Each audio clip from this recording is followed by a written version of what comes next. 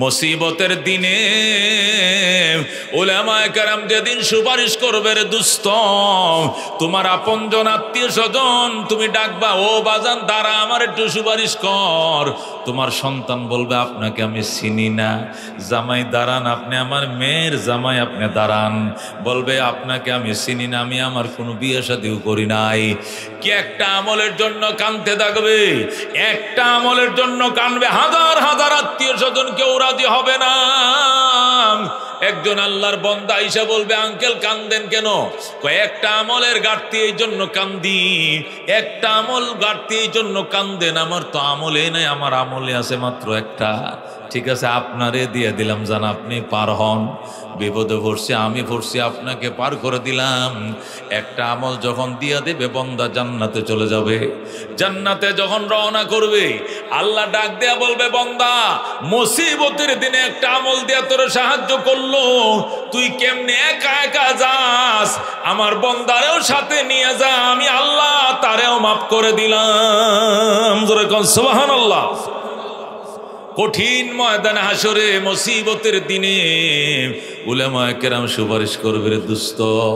আজকে উলামায়ে কেরাম রে শ্রদ্ধা করতে মন চায় না, সালাম দিতে মন চায় না, শ্রদ্ধা করতে মন চায় না, আদর করতে মন চায় না, সালাম দিতে মন চায় না। মুসিবতের দিনে উলামায়ে কেরাম যেদিন সুপারিশ করবে, মান করাল কোরআন, আল্লাহ নবী বলেন যারা আল্লাহর কোরআন পড়েছে ফাস্তাজহারাহু, এটি সিনার ভিতরে ধারণ করেছে, ফাআহাল্লা হালালাহু ওয়া হারামা হারামা, হালাল হারাম জেনে সে আমল করেছে, আদখালাহুল্লাহু তাআলা আল জান্নাহ, আল্লাহ প্রথম তাকে জান্নাতের সম্মাননা দান করবেন। জোরে কোন সুবহানাল্লাহ। জান্নাতে ঢোকার আল্লাহ পারমিশন তাকে দিয়ে দিবেন, সে জান্নাতের বাসিন্দা হবে। ওয়াশাফাহু ফি আশরাতিন মিন আহলি বাইতিহি কুল্লুহুম কাদ ওয়াজাবাত লাহুন নার, তার পরিবার থেকে এমন 10টা ব্যক্তির জন্য সুপারিশের অনুমতি দিবেন যে 10 জন সকলের উপরে জাহান্নাম ওয়াজিব হয়েছিল, এমন 10টা ব্যক্তিকে জাহান্নাম থেকে বের করে জান্নাতে নিয়ে যাবে।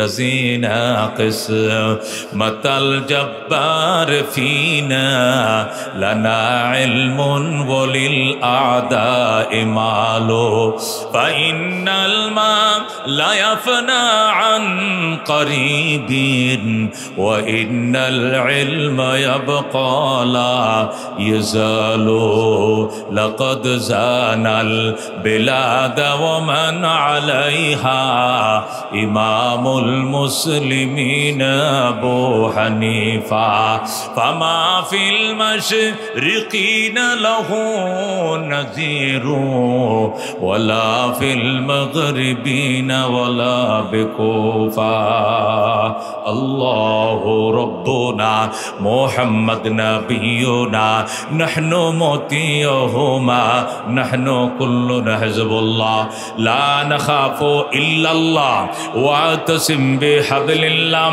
مجاهد في دين الله الجهاد سبيلنا نقيم في دين الله لا إله إلا الله نقيم في دين الله لا إله إلا الله ليس الملك للظالم ولا الملك للخائن لا نخاف أمريكا ولا نخاف روسيا ঠিক না لا نخاف روسيا ولا نخاف أمريكا علاء الدين قصدنا الله ربنا محمد نبينا نحن مطيعهما نحن كلنا حزب الله لا نخاف إلا الله واعتصم بحبل الله مجاهد في دين الله الجهاد سبيلنا نحن كل ذو الإسلام قانونه القرآن জোরে মারহাবা نحن كل الإسلام قانونه القرآن قال الله في القرآن الملك للرحمن الملك للرحمن نقيم في دين الله لا إله إلا الله نقيم في دين الله لا إله إلا الله ليس الملك للظالم ولا الملك للخائن لا نخاف إسرائيل ولا نخاف إنديا ঠিক না لا نخاف إنديا ولا نخاف إسرائيل إعلاء الدين قصدنا الله ربنا محمد نبينا نحن مطيعهما نحن كلنا حزب الله لا نخاف إلا الله واعتصم بحبل الله مجاهد في دين الله الجهاد سبيلنا الجهاد سبيلنا নারে তাকবীর আল কোরআনের আলম জোরে আল কোরআনের আলো আল হাদিসের আলম আজকের সম্মেলন সফল হোক নারায়ে তাকবীর আল্লাহ বলেন ইন্না আকরামাকুম ইনদাল্লাহি আতকাকুম ইন্নাল্লাহা আলিমুন কাদির ওরে বান্দা তোমাদের দেহ দিক থেকে চেহারার দিক থেকে তোমরা চার প্রকার কালারের দিক থেকে তোমরা চার প্রকার লিঙ্গের দিক থেকে তোমরা দুই প্রকার রাষ্ট্রের দিক থেকে 204 প্রকার ধর্মের দিক থেকে তোমরা 4300 প্রকার ভাষার দিক থেকে তোমরা 6500 প্রকার এই সকল প্রকারের মধ্যে সর্বশ্রেষ্ঠ ওই মানুষ যে মানুষের ভিতরে তাকওয়া বেশি গরিব হোক ধনী হোক কালো হোক সুন্দর হোক দেখার বিষয় নয় দেখার বিষয় হইল তার অন্তরের তাকওয়া কথা কোন ঠিক কি না আল্লাহ বলেন ইন্না আকরামাকুম ইনদাল্লাহি আতকাকুম নিশ্চয়ই তোমাদের মধ্যে সবচেয়ে সম্মানী সবচেয়ে মর্যাদাবান আল্লাহর কাছে ওই ব্যক্তি যে ব্যক্তির ভিতরে তাকওয়ার ধন বেশি লুকায় রয়েছে জোরে সুবহানাল্লাহ এই আয়াতে কারিমা নাযিল হয়েছে হযরত বেলাল হাবশী রাদিয়াল্লাহু তাআলা আনহু সম্পর্কে ও দোস্ত ফতে মক্কার দিন আল্লাহর হাবিব সাল্লাল্লাহু আলাইহি সাল্লাম প্রায় ও দোস্ত মদিনা থেকে নিয়ে আসছেন 10,000 সাহাবায়ে কেরাম ওই দিন নতুন মুসলমান হয়েছে 4000 10,000 আর 4000 মিলে 14,000 সাহাবায়ে কেরাম নিয়াম বাইতুল্লাহর সামনে আল্লাহ নবী বসলেন বসার পরে বললেন সাহাবায়ে কেরাম আল্লাহ রাব্বুল আলামিন বিনা রক্তপাতে মক্কার বিজয় দান করেছেন আজকে আমরা মূর্তি ভেঙে চুরমার করে দিব আল্লাহর ঘরের কিনারে কোনো মূর্তি থাকতে দিব না আল্লাহু আকবার আল্লাহ নবী সাল্লাল্লাহু আলাইহি সাল্লাম মক্কা থেকে নিয়ে আসছেন 10,000 সাহাবী আইনে আল্লাহর ঘরের চার কিনারে তোয়াফ শুরু করছেন এরপরে কাফেররা যে যেদিক পারে পলাইতে বাধ্য হইছে একটা কাফের মক্কার মধ্যে নাই সব পলাইছে আল্লাহর হাবিব সাল্লাল্লাহু আলাইহি সাল্লামের দুই চাচা একজন আব্বাস আর একজন আবু সুফিয়ান তারা মাথার মাঝে কাপড় দিয়া তারাও পালাইতেছে আল্লাহর নবী তাদেরকে ডেকে এনে বললেন চাচা কই যান বাজান যায় মক্কার বাইরে যায় কেন যান আজকে তোমার হাত থেকে মক্কার নিয়ন্ত্রণ কেউ নিতে পারবে না আজকে বিনা রক্তপাতে মক্কার নিয়ন্ত্রণ তোমার হাতে দিয়া আমরা বিদায় নিলাম আল্লাহু আকবার আল্লাহর হাবিব সাল্লাল্লাহু আলাইহি সাল্লাম বলেন চাচা কত দূরের দেশের মানুষ এসে কালমা পড়ে মুসলমান হইল কত দূর দূরান্তের মানুষ এসে কালমা পড়ল আর আপনারা আমার বংশধর মক্কার মানুষ আপনারা কোথায় যান না চাচা আল্লাহর হাবিব আবু সুফিয়ানকে ডান পাশে নিয়া আব্বাসকে বাম পাশে নিয়ে বললেন সাহাবায়ে কেরাম মনে কিছু নিও না আমি আমার দুই চাচাকে মাফ করে দিলাম সুবহানাল্লাহ আমার দুই চাচা লাগে আবু বকর তোমার পাশে আমার চাচা আব্বাস থাকবে উমর তোমার পাশে আমার চাচা আবু সুফিয়ান থাকবে আমি ওনাদেরকে ক্ষমা করে দিয়েছি ওনারা যে ঘরে বসবাস করতেন ওনাদের ঘরে যদি কোনো অপরাধী আশ্রয় নেয় ওনাদের সম্মানে অপরাধীদেরকে আমি সাধারণ ক্ষমা ঘোষণা করে দিলাম সুবহানাল্লাহ আল্লাহর হাবিব আব্বাস আবু সুফিয়ানকে ক্ষমা করে দিলেন। আব্বাস আবু সুফিয়ান বলে, ইয়া রাসূলুল্লাহ, ক্ষমা যে করলেন, আমরা আপনি করছেন, আপনার সাহাবীরা করছেনই? করছে। আপনি করছেন, আপনার সাহাবীরা করছেন, আল্লাহ ক্ষমা করছেনই। আল্লাহ নবী ডাক দেখো, চাচা কালমাটা পড়ো, কালমাটা মুখ দিয়ে উচ্চারণ করতে দেরি হবে, জীবনের পিছনের গুনাহ মাফ করতে দেরি হবে না।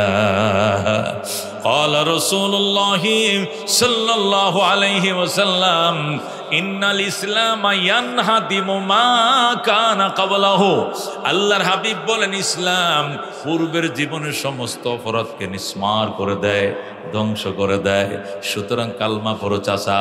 সাথে সাথে আব্বাস আবু সুফিয়ান কালমা পড়ে মুসলমান হয়ে যায়। আব্বাস আর আবু সুফিয়ান মুসলমান হয়ে যায়। 10,000 সাহাবী নবীজি মদিনার থেকে সঙ্গে নিয়ে এসেছিলেন। ও দোস্ত, এর সাথে আরো 2 জন যোগ হয়েছে। কয়জন? এখন হয়েছে 10,200। 10,000 কয়শ? 2 জন। 10,002 জন হয়েছে। আল্লাহ নবী সাল্লাল্লাহু আলাইহি সাল্লাম বাইতুল্লাহর সামনে মকাম ইব্রাহিমের সামনে দাঁড়ায় বলেন, ওরে মক্কার মুনাফিকেরা, ওরে মক্কার কাফেরেরা, শুনো, আমি মুহাম্মাদের হাতে বিনা রক্তপথে আল্লাহ মক্কার নিয়ন্ত্রণ আমার হাতে দিয়েছেন। তোমরা পলাইছো কেন? যে যেদিকে আসে জলদি আসো, আমি তোমাদেরকে ক্ষমা করে দিলাম। এখন থেকে জোহরের আজান পর্যন্ত সময় দিলাম, এর ভিতরে যারা কালমা পড়বে সাধারণ ক্ষমা ঘোষণা করে দিলাম। আল্লাহু আকবার। এরপরে জোহরের আগে যদি কালমা না পড়ো, জোহরের পরে যদি কোনো কাফের বেঈমানকে হেরেমে মক্কার সীমানার ভিতরে পাওয়া যায়, কসু কাটা দেওয়া হবে, একটাকেও ছাড় দেওয়া হবে না, কসুর মতো কাটা হবে। আল্লাহ নবী মাত্র 4 ঘন্টা সময় দিলেন। কয় ঘন্টা? 8টা বাজে সময় দিলেন 12টা পর্যন্ত। এই 4 ঘন্টা সময়ের ভিতরে মক্কার 4,000 কাফের কালমা পরে মুসলমান হয়ে যায়। কয় হাজার? 4,000 কাফের কালমা পরে মুসলমান হয়ে যায়। নবীজি মদিনার থেকে সাথে নিয়ে আইছেন 10,000। আজকে মুসলমান নতুন মক্কায় মুসলমান হয়েছে 4,000। 10 আর 4 কত? 14,000। 14,000 সাহাবায়ে কেরামকে নিয়ে মাতফের মধ্যে বসলেন। মাতফ মানে কি? যেখানে তোয়াফ করে আল্লাহর ঘরের সামনে, ওই তোয়াফের জায়গার মধ্যে নবীজি 14,000 সাহাবায়ে কেরাম নিয়ে বসলেন। বসার পরে জিজ্ঞেস করলেন সাহাবায়ে কেরাম, যে আল্লাহর ঘরে সায়ের কিনারে দেখা যায় 360টা মূর্তি, এগুলোর ব্যাপারে কি করতাম? আব্বাস কই, ইয়া রাসূলুল্লাহ, যে সিদ্ধান্ত নেবেন একমত আমরা, অর্ডারটা দিবেন, বাইরে পাউডার বানায় ফেলাইব। আল্লাহু আকবার। আল্লাহর হাবিব সাল্লাল্লাহু আলাইহি সাল্লাম বড় একটা লাঠি হাতে নিয়ে বললেন, ওয়াকুল জা আল হাক্কু ওয়া যাহাকাল বাতিল ইন্নাল বাতিলা কানা যাহুকা। সত্য এসে গিয়েছে, অসত্য মাথা নত করেছে, আর অসত্য সারা জীবন মাথা নত করেই থাকবে। এই আয়াত যখন তেলাওয়াত করে রাসূল প্রথম বড় মূর্তির গা আঘাত করলেন, সাহাবায়ে কেরাম 10 মিনিটের ভিতরে 360টা মূর্তিকে পাউডার বানায় ফেলাইছে। সুবহানাল্লাহ। মূর্তির কোনো অস্তিত্ব নাই, সমস্ত মূর্তিদেরকে ধ্বংস করে ফেলেছে। আল্লাহর হাবিব বলেন, এবার জমজমের পানি উঠাও, আল্লাহর ঘর সুন্দর করে দৌত করো। জমজম থেকে বালতিতে পানি উঠায়া সাহাবায়ে কেরাম আল্লাহর ঘর সুন্দর করে দৌত করলেন। এরপরে নবীজি নিজের হাতে খোদার ঘর তালা দিলেন আর বললেন, সাহাবায়ে কেরাম তোরা সাক্ষী, আল্লাহর কোটি কোটি ফেরেশতা সাক্ষী, আল্লাহ নিজে সাক্ষী, কিয়ামতের আগে আর কোনো দিন আল্লাহর ঘরে মূর্তি ঢুকতে পারবে না। আল্লাহু আকবার। সেই 1500 বছর আগে, 1,500 বছর আগে নবী বলেছিলেন, আল্লাহ রহমতে আর কোনোদিন খোদার ঘরে কিয়ামতের আগে মূর্তি ঢুকতে পারবে না। এই কথা ঘোষণা নবী দিয়েছিলেন আজ থেকে 1,500 বছর আগে। এখনো পর্যন্ত খোদার ঘরে কোনো মূর্তি ঢুকতে পারে নাই। সমস্ত মূর্তিকে ভাঙ্গার পর এবার রহমতুল্লিল আলামিন সাল্লাল্লাহু আলাইহি সাল্লাম এই 14,000 সাহাবায়ে কেরাম নিয়ে বসলেন। বৈশা দাঁড়ায় বক্তৃতা দিলেন আর বললেন, সাহাবায়ে কেরাম, আমি নবী হইছি আজকে 21 বছর। কয় বছর? নবী হয়ে মক্কায় ছিলাম 13 বছর, মদিনায় থাইকে আইছি 8 বছর। 13 আর 8 কত? 21 বছর। এই 21 বছরে কোনো দিন আমি আজান দিয়ে নামাজ আদায় করতে পারি নাই, এতদিন চুপে চুপে নামাজ পড়তাম, লুকায়া লুকায়া, কাফেররা যেন না দেখে না শুনে চুপে চুপে নামাজ পড়েছি। আজকের থেকে আর কোনো লুকোচুরি নাই। আজান হবে, নবীর ইমামতিতে জামাতের সাথে হেরেম শরীফে জোহরের নামাজ আদায় করা হবে। সুবহানাল্লাহ। আজকে আজান হবে আনুষ্ঠানিকভাবে, জামাতে নামাজ আদায় করা হবে, জোহরের নামাজ থেকে হেরেমে জামাত শুরু হবে। কিয়ামতের আগে আর কোনোদিন জামাত বন্ধ হবে না। আল্লাহু আকবার। নবী সাহাবায়ে কেরাম খুশি, আল্লাহর হাবিব গো আমরা খুশি, আরম্ভ করেন নামাজ। রাহমাতুল লিল আলামিন বলেন, সাহাবায়ে কেরাম ইমামতি তো আমি করব, কিন্তু আজানটা কে দিলে ভালো হয়? তোমরা বলো আজান কাকে দিলে ভালো হয়? কেউ বলে হুজুর আবু বকর, কেউ বলে হুজুর উমর আজান দেখ, কেউ বলে হুজুর উসমান আজান দেখ, কেউ বলে আলী আজান দেখ, কেউ বলে আবু হুরায়রা আজান দেখ, কেউ বলে আব্দুল্লাহ ইবনে ওমর আজান দেখ, কেউ বলে আব্দুল্লাহ ইবনে মাসউদ আজান দেখ। এক একজনে এক একজনের নাম বলেন। আল্লাহর নবী ডাক দেয়, সাহাবায়ে কেরাম মনে কিছু নিও না, আজকে মহান বিজয়ের আজানের ধ্বনি, এটা আমার বেলালের কণ্ঠ ছাড়া অন্য কোনো কণ্ঠে মানাবে না। আজকে মহান বিজয়ের আজানের ধ্বনি আমার বেলালের কণ্ঠে মানাবে। আল্লাহু আকবার। বেলাল তুমি কোথায়? বেলাল পিছনে বসে রয়েছে, গো সামনে আসো। বেলাল সামনে এসছে। আল্লাহ নবী বেলালকে চুমু দিয়ে বলেন, বেলাল আল্লাহর ঘরের ছাদের উপর উঠো, কাবা ঘরের ছাদের উপরে দাঁড়াও, দাঁড়ায় আজান শুরু করে দাও।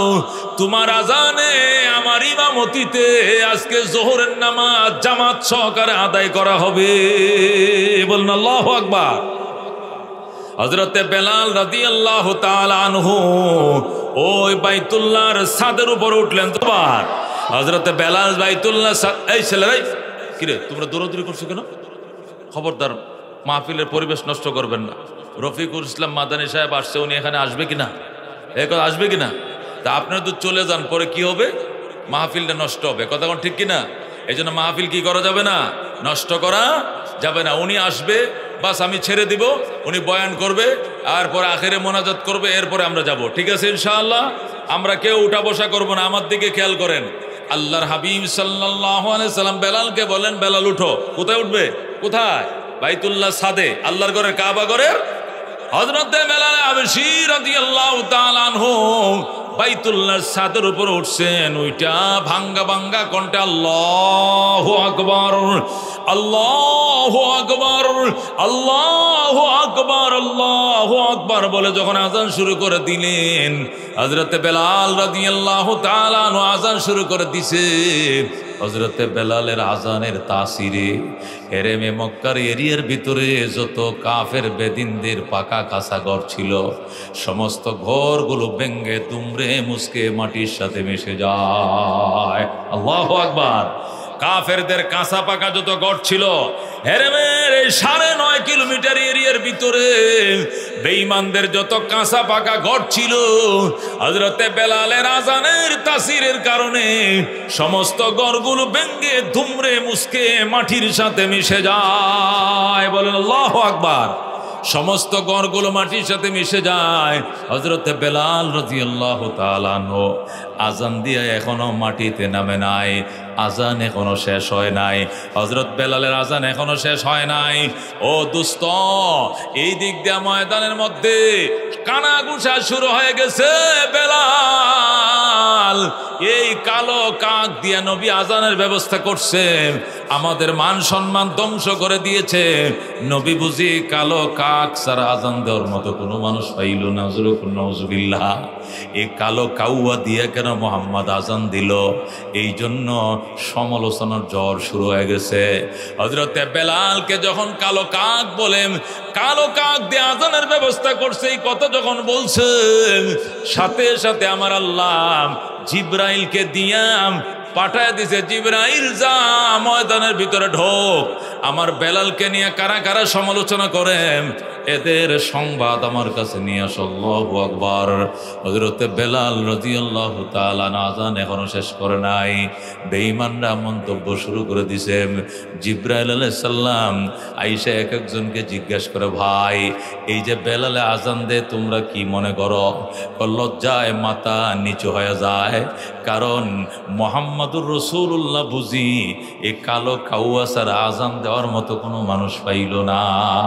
এটা ওনাদের জন্য বড় এই ছেলেরা তোমরা এটা উড়াইতেছো, মাহফিলটা নষ্ট করতেছো, এই বাচ্চাগুলো তারান থেকে তারান, বদমাইশ পোলাবান কতগুলো। এই না হে ডোন উড়াইতে আসে, ডোন তোর বাপের মাথার উপরে ওরা কাজা, মাহফিলের মাথার উপরে ডোন উড়াইতে তোরা কইছে কেটা? শয়তান পোলাপান মাহফিল নষ্ট করার জন্য দেখছে ডোন উড়াই দিছে। এলাকার দায়িত্বশীলরা ওদেরকে তারাই দেন থেকে, এরা এসে মাহফিল নষ্ট করার জন্য, মাহফিল শুনতে আসে নাই, মাহফিলের উপরে ডোন উড়াইতে আসে। রাহমাতুল্লিল আলামিন সাল্লাল্লাহু আলাইহি ওয়াসাল্লামের উম্মত শুনুন, হযরতে বেলাল রাদিয়াল্লাহু তাআলা আনহু যখন আযান দিছিলেন, আযান দেওয়ার টাইমে বেঈমানরা কয় হায় হায় সর্বনাশ, মান ইজ্জত সব ধ্বংস করে দিছে। আজকে মুহাম্মদ এই কালো কাউয়া দিয়ে আজানের ব্যবস্থা করছে, মুহাম্মদ বুঝে আজান দেওয়ার মতো কোনো লোক পাইল না। নানানভাবে সমালোচনা যখন শুরু হয়ে যায়, সাথে সাথে আল্লাহ রাব্বুল আলামিন হযরত জিবরাইলকে এই সূরাতুল হুজুরাতের 12 নম্বর আয়াত দিয়ে পাঠায়, জিবরাইল রে আমার বন্ধুর কাছে যায় আমার সালাম কো, আর আমার বেলালকে দিয়ে আজানের ব্যবস্থা করেছে আমার বন্ধু। বেলালের আজানের পক্ষে আমি আল্লাহর 100% সমর্থন রয়েছে। আল্লাহু আকবার। আমার বন্ধু বেলাল রে দিয়ে আজানের ব্যবস্থা করছে, আমিও চাইছিলাম আজানটা বেলালে দেখ, সুতরাং বেলালের আজানের পক্ষে আমার সমর্থন 100%। এই কথাটা আমার বন্ধুকে জানিয়ে দাও। আর এই আয়াতটা বেলালের জন্য পাঠাইছি, মক্কার মানুষকে শোনায় দাও। সাথে সাথে জিবরাইল এই সূরা হুজুরাতের 12 নম্বর আয়াত নিয়ে মক্কায় নবীজির সামনে হেরেমে হাজির হয়ে যায়। ইয়া রাসূলুল্লাহ, হাবিব আল্লাহ, আপনি যে বেলালকে দিয়ে আজানের ব্যবস্থা করছেন, কাফেররা সমালোচনা করছে, কাফেরদের সমালোচনার দাঁত ভাঙ্গা জবাব দিয়া আল্লাহ রাব্বুল আলামিন আমাকে পাঠাইছে। আল্লাহর হাবিব কয়, তুমি কি সংবাদ নিয়ে এসেছ? আমি সূরা হুজুরাতের 12 নম্বর আয়াত নিয়ে এসেছি। ওই আয়াতের ভিতরে আল্লাহু আকবার, বেলালের সমালোচকদের দাঁত ভাঙ্গা জবাব দেওয়া হয়েছে। রাসূল বলেন, আয়াত তেলাওয়াত করে শোনাও। সাথে সাথে জিবরাইল তেলাওয়াত করে শোনায়, কয় ইয়া আইয়ুহান নাস ইন্না খালাকনাকুম মিন যাকারিন ওয়া উনসা ওয়া জাআলনাকুম শুউবান ওয়া ক্বাবাইলা লিতাআরাফু ইন্না আকরামাকুম ইনদাল্লাহি আতকাকুম ইন্নাল্লাহা আলিমুন খাবীর। আল্লাহু আকবার বলেন। আল্লাহ বলেন, ইয়া আইয়ুহান নাস, ওরে মক্কাবাসী, হে মানব সম্প্রদায়, ইন্না খালাকনাকুম মিন যাকারিন ওয়া উনসা, নিশ্চয় আমি তোমাদেরকে পুরুষ এবং নারী করে বানাইছি। ওয়া জাআলনাকুম শুউবান ওয়া ক্বাবাইলা লিতাআরাফু, এবং তোমাদেরকে বংশ এবং গোত্রে বিভক্ত করেছি পরিচয়ের জন্য। বাজান, তুমি তালুকদার, আরেকজন শিকদার, আরেকজনে খান, আরেকজনে পাঠান, আরেকজনে চৌধুরী, আরেকজনে ব্যাপারী। এই যে বংশ, এই বংশ দিয়ে মানুষ আগে জান্নাতে যাবে না, এই বংশের কারণে মানুষ জাহান্নামে যাবে না, বংশের কারণে মানুষ জান্নাতে যায় না, গোত্রের দোহাই দিয়ে মানুষ পার হতে পারবে না। মানুষ পার হওয়ার একমাত্র উপায় হলো তাকওয়া। আল্লাহ বলেন, ইন্না আকরামাকুম ইনদাল্লাহি আতকাকুম, নিশ্চয় তোমাদের মধ্যে সবচেয়ে সম্মানী ওই ব্যক্তি, যে ব্যক্তি আল্লাহর কাছে সবচেয়ে বেশি তাকওয়ার মালিক, ওই ব্যক্তি আল্লাহর কাছে সবচেয়ে বড় ইজ্জতের মালিক। কথা বল ঠিক কিনা? मिटा दो अपने हस्ती को अगर कुछ मुर्तबा चाहो कि दाना खाक में मिलकर गुले गुलजार होती है। ऐ खुदा तो मुझको मुझसे दूर कर ताकि देखो तुझको मुझ पे एक नजर। ऐ खुदा तो मुझको मुझसे दूर कर ताकि देखो तुझको मुझ पे एक नजर। मिटा दो अपने हस्ती को अगर कुछ तो बाचा हो के दाना खाक में मिलकर गुले गुलजार होती है। এই জন্য দোস্ত এই আয়াতে কারিমা আল্লাহ নাযিল করে বুঝাইছে, যারা ক্ষমতার অহংকার দেখাও, ক্ষমতা চিরস্থায়ী নয়। 15 বছরের ক্ষমতা 15 মিনিট টিকতে দেয় না।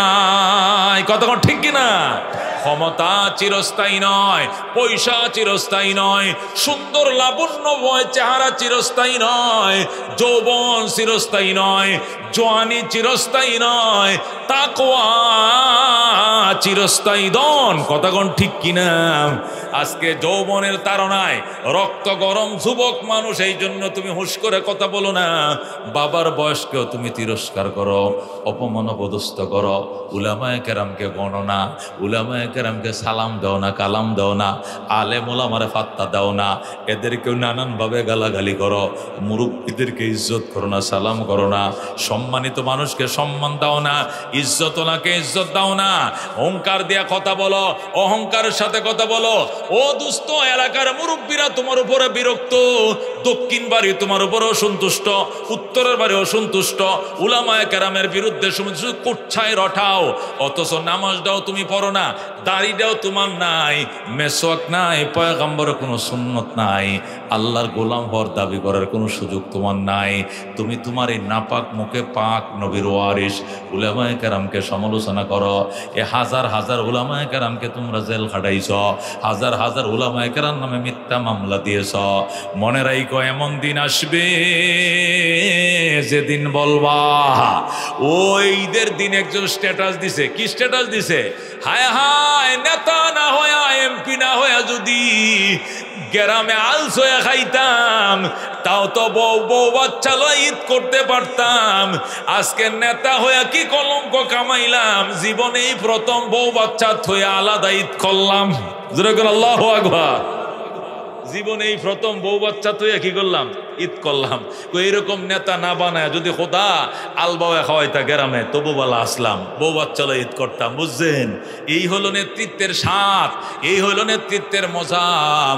এই জন্য দোস্ত, আল্লাহ ডাক দিয়ে কয়া, আইয়ুহান নাস, ওরে মানব জাতি, ইন্না খালাকনাকুম মিন যাকারি ওয়া উনসা, তোদেরকে বানাইছি পুরুষ এবং নারী করে আমি আল্লাহ। ওয়াজআলনাকুম শুউবান ওয়া কাবাইল, তোদেরকে বিভিন্ন গোত্র এবং বংশে বিভক্ত করেছি। লিতাআরাফু, শুধু দুনিয়ার পরিচয় মাত্র, অন্য কিছুর জন্য নয়। ইন্না আকরামাকুম ইনদাল্লাহি আতকাকুম, তোমাদের মধ্যে ওই মানুষ আমি আল্লাহর কাছে সবচেয়ে সম্মানী যে মানুষের ভিতরে তাকওয়ার দন বেশি। কতক্ষণ ঠিক কিনা? হযরতে বেলাল রাদিয়াল্লাহু তাআলা আনহু কুরাইশ বংশের ছিলেন না, উনি আরবের ছিলেন না, উনি মক্কার ছিলেন না, মদিনার ছিলেন না, উনি আরবের ছিলেন না, ওনার বাড়ি ছিল নাইজেরিয়া নিগ্রো, সে হাবশা আবিসিনিয়ায়, ওই আফ্রিকার, আল্লাহু আকবার, নাইজেরিয়ার আফ্রিকার নিগ্রো কালো গোলাম। নাকটা ছিল বুসা, শরীরটা ছিল কষা আর কসকসে চামড়া, কোনো মায়া নাই, স্মৃতি নাই চেহারার ভিতরে। দুস্তরে ফাটা ফাটা চামড়াগুলো, দেখতেও কোনো মায়া নাই, ধরতেও কোনো স্বাদ নাই। ওরে দোস্ত, আরবি ভাষাও সুন্দর করে বলতে পারতেন না। ওই নিগ্রো হাবশি বংশধর হযরতে বেলাল রাদিয়াল্লাহু তাআলা আনহু, কিন্তু আল্লাহর কাছে তার কি মর্যাদা। ওরে দোস্ত, বেলাল এখন আজান দেয়া মাটিতে নামে নাই, বেলালের জন্য আসমান থেকে আয়াত মাটিতে নেমে গেছে।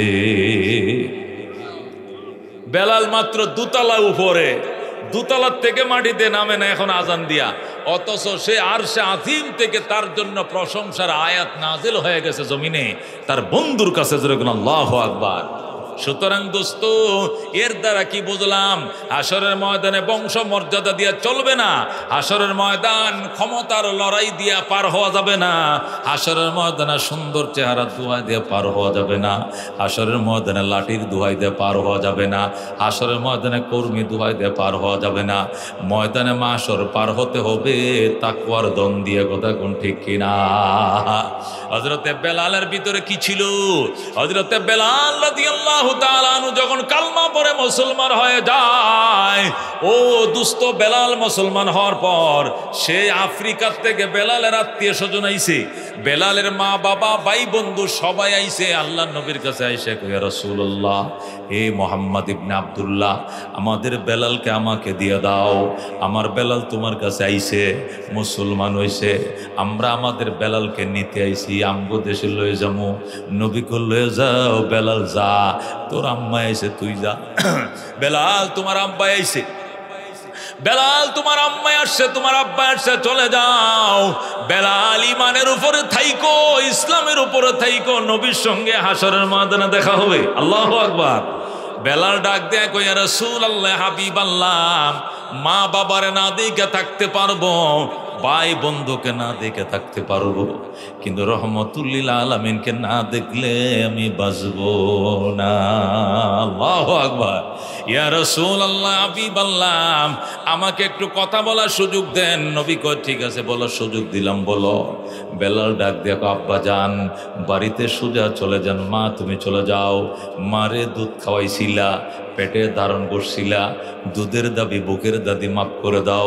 বাবাকে আদর বাসনা করে লালন পালন করছিলা, দয়া করে মাফ করে দিও। আমার আদরের ভাই বোন, তোরা আমারে মাফ করে দিস। আমি কালমা পড়েছি, মুসলমান হয়েছি, এই পৃথিবীতে রহমতুল লিল আলামিনের মতো প্রিয় মানুষ আর কেউ নাই। আমি তোদেরকে না দেখে থাকতে পারবো রে মা বাবা, কিন্তু রহমতুল লিল আলামিনকে না দেখে আমি বাঁচবো না। আল্লাহু আকবার। এই বলে হযরতে বেলাল আপনজন আত্মীয় স্বজন সব বিদায় করে দিলেন, তারপর আল্লাহর হাবিবের কদম ছাড়লেন। আল্লাহু আকবার। নবী বলেন, আমি মেরাজে গেলাম, মেরাজে যায় দেখছি সুন্দর একটা বিল্ডিং, এত সুন্দর বিল্ডিং, ইউরা যুহুরুহা মিন বুতুনিহা ওয়া বুতুনুহা মিন যুহুরিহা, এত সুন্দর গ্লাস দিয়ে খোদাই বিল্ডিং বানাইছে, ভিতর থেকে বাহির দেখা যায়, বাহির থেকে ভিতর দেখা যায়। আল্লাহু আকবার। সাহাবায়ে কেরাম বলেন, ইয়া রাসূলুল্লাহ, এই বিল্ডিং এর মধ্যে কে থাকবে? রহমতুল লিল আলামিন কয়, এই বিল্ডিং এর মধ্যে কে থাকবে জানুনি? লিমান আলানাল কালাম ওয়া আতামাত তাআম ওয়া সাল্লা বিল্লাইলি ওয়ান নাসু নিয়াম তাদখুলুল জান্নাতা বিসালাম। আল্লাহু আকবার। যারা নম্র ভাষায় কথা বলবা, দেখা মাত্রই মুসলমানকে সালাম দিবা, আর রবের গোলামি করবা। আল্লাহ শেষ রাত্রে মানুষ যখন ঘুমায়, ওই সময় আল্লাহর দরবারে কানবা। তুমি যত ছোট বংশের হও না কেন, আল্লাহ তোমার জন্য বিল্ডিং দিছে। নবী বলেন, আমি জানা মেরাজে যাইয়া এই সুন্দর বিল্ডিং আমি নিজের চোখে দেখলাম। বিল্ডিং এর সামনে দাঁড়ায় রইছি আর মনে মনে বলতেছি, হায় আল্লাহ জানি কার জন্য এই বিল্ডিংটা বানাইছে। নবী বলেন, আমি বিল্ডিং এর দিকে তাকায় আফসোস করতেছিলাম, আমার কোন উম্মতের জন্য বুঝি খোদাই সুন্দর প্রাসাদ বানাইছেন। একটু পরে দিকে ওই বিল্ডিং থেকে চট্টর চট্টর করে চামড়া স্যান্ডেল পরে একটা লোক বের হয়ে যায়, 14 তারিখে চাঁদের মতো সুন্দর। নবী বলেন, ফেরেশতারা জিজ্ঞেস করলাম, ফেরেশতা এত সুন্দর চেহারা এই লোকটাকে? ফেরেশতারা কয়, নবী গো, আপনি কি চিনেন না? উনি আপনার কলিজার টুকরা বেলাল হাবশী। আল্লাহু আকবার। উনি আপনার বেলাল রাসূল, আপনি কি উনাকে চিনেন না? উনি আপনার কলিজার টুকরা বেলাল, সব ছেড়ে দিয়েছিল কিন্তু নবীকে ছাড়ে নাই। উনি আপনার মসজিদের নিয়মিত মুয়াজ্জিন হযরতে বেলাল। আল্লাহু আকবার। আল্লাহ নবী মেরাজ করে আইসা মক্কা নগরে বেলালকে ডাইকে বলছে, বেলাল আয় আয়, বেলাল আয়। সার্থক হয়েছে জীবনে কষ্ট সাধন, সার্থক হয়েছে তোকে কাফেররা নির্যাতন করেছে, কাফেররা তোরে প্রহার করেছে, মারধর করেছে, তুই সহ্য করেছস। সার্থক হয়েছে বেলাল, আমি তোরে এবং তোর জান্নাতটারে দেখে আইছি। সুবহানাল্লাহ। হযরত বেলাল হাবশী রাদিয়াল্লাহু তাআলা আনহুকে গলার মধ্যে রশি লাগায় কুকুরের মতো মরুভূমির মধ্যে টানছে আর মারছে। এরপরও বেলাল বলছে, আহাদ আহাদ আহাদ, আমার আল্লাহ এক, আমার আল্লাহ এক। ও দোস্ত, মারতে মারতে জল্লাদ অসুস্থ হয়ে গেছেন। এরপরে বেলাল ডাক দেখো, আরো মারো, আরো জোরে মারো, যত জোরে মারো এতই মায়া লাগে। বলেন আল্লাহু আকবার। হযরতে বেলাল রাদিয়াল্লাহু তাআলা আনহুর জিহ্বার মাঝে ফেরাক লাগাই দিছে। কেন? আহাদ বলে জিহ্বায় ফেরাক লাগাইয়া মাটির মাঝে কুপে তুইছে যেন জিহ্বাটা লাগতে না পারে। বেলাল রাদিয়াল্লাহু তাআলা আনহু কলবের জিহ্বা মাওলার প্রেমে লড়তেছে। ডাক দিয়ে কয়, আপনারা কারা গো? নবীকে আমার সালাম কইলেন। নবীকে বইলে আমার জন্য দোয়া করতো, আমি বড় কষ্টে আছি গো। কে যেন যায় নবীরে বইলা ফেলাইছি, ইয়া রাসূলুল্লাহ আপনার বেলালের জিহ্বার মধ্যে ফেরাক দিয়ে মাটিতে কুপে রাখছে গো। রসুল গো রসুল গো কয়ে কাঁদতেছে। আল্লাহর নবী দৌড়াদৌড়ি শুরু করলেন। আবার আবু বকর কোথায়? আবু বকর কয়, ইয়া রাসূলুল্লাহ আমি হাজির। বাবা, ইসলামের জন্য অনেক কুরবান দিয়েছ, তুমি বেলালকে ক্রয় করে আমার কাছে আনো, আজাদ করে দাও, আমার বেলালকে তুমি আজাদ করো। আবু বকর বলে, ইয়া রাসূলুল্লাহ চোখের পানিগুলো মোছেন, খোদার কসম আমার গায়ের চামড়া বিক্রি করে হলো বেলালকে আজাদ করব। হযরতে আবু বকর রাদিয়াল্লাহু তাআলা আনহু দৌড়ায় গেলেন, যায় বললেন বেলালকে এক পাল্লায় উঠাম, আর টাকার বস্তা আরেক পাল্লায় উঠা, বেলালের শরীরের ওজন বরাবর টাকা দিয়ে আমি তারে কিনব। তারপরে উমাইয়া ইহুদির বাচ্চা আমি আবু বকর নবীর কলিজার টুকরা বেলালকে আজাদ করে দিব। সুবহানাল্লাহ। হযরতে বেলাল রাদিয়াল্লাহু তাআলা আনহুকে চড়া মূল্যে কিনলেন হযরতে আবু বকর। কিনে আল্লাহ নবীর দরবারে নিয়ে গেলেন, রওনা করছেন বেলালকে নিয়ে যায়। বেলাল রে জিব্বার থেকে ফেরাকটা খোল। বেলাল খুলতে দেয় না, আবু বকর জোর করে টান দেয়, বেলাল টান দিতে দেয় না। আবু বকর বলে, বেলাল তোমার জিব্বার মাঝে ফেরাক দেখলে আমার নবী বাঁচত না, আমার নবী বাঁচত না রে, আমার নবী বাঁচবে না, জিব্বার থেকে ফেরাকটা খুলতে দে।